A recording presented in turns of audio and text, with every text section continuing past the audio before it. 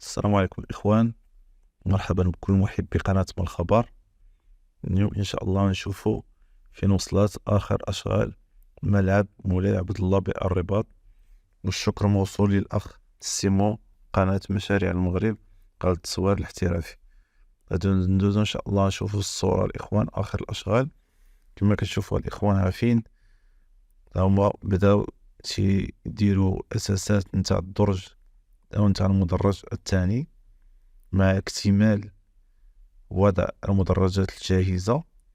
واللي كنقول لكم الإخوان أن هاد المدرجات 25 اللي داروا في الطابق الأول أنها غير كافية، أنها تعطيك تيران ب69,000 ولا 70,000. كاينين بزاف نتاع الأخبار تشير على أنه غادي تكون إن شاء الله هنالك امتداد آخر للمدرج الأول محسوب على المدرج الأول، وفين غادي يكونوا فقط دي كابين بحال في الصورة. غادي نوريكم الصورة بحال هاد الصورة هاد. غادي يكون بحال هاد الشكل، يكونوا دي كابين هافين، وعاد غادي يزيدوا تتمة المدرج.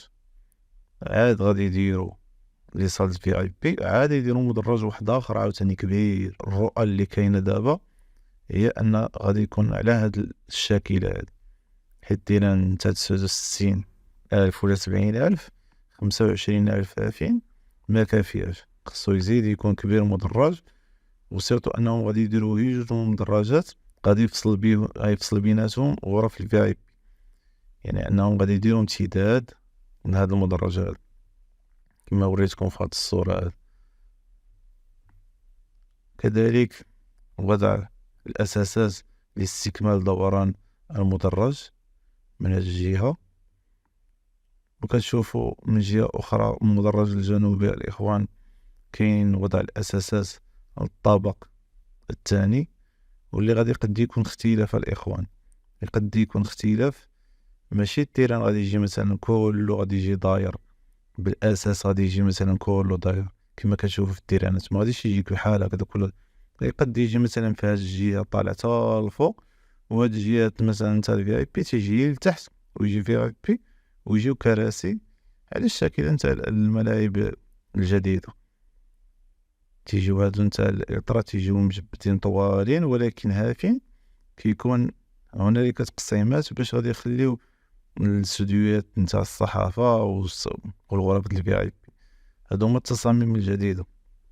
نكون أن نفس الأشغال غادي توقع في ملعب مولاي عبد الله إن شاء الله بالرباط.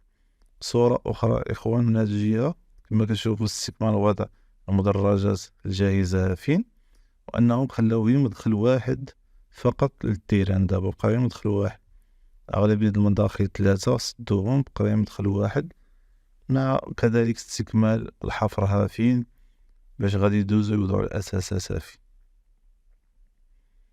كما كتشوفوا الإخوان هذا هو المدخل اللي قلنا لكم، بقى مدخل واحد. وهذه هي المنصة، واللي كتشوفوا الأشغال ماشية بوتيرة جيدة صراحة، وبدا تيبان التيران تبارك الله ما شاء الله. غادي يكون تيران في المستوى الكبير الذي يليق بالعاصمة الرباط. وهذه صورة من الدرون من الأعلى اللي كتعطي الشكل النهائي اللي غادي يكون عليه الملعب. تيشبه الملعب إيفرتون الجديد كما كتشوفوا، غادي يكون مستطيل تبارك الله جاي، غادي يكون تيران رائع. كنظن أنه غادي يكون أجمل ملعب في المغرب في انتظار ملعب بن سليمان.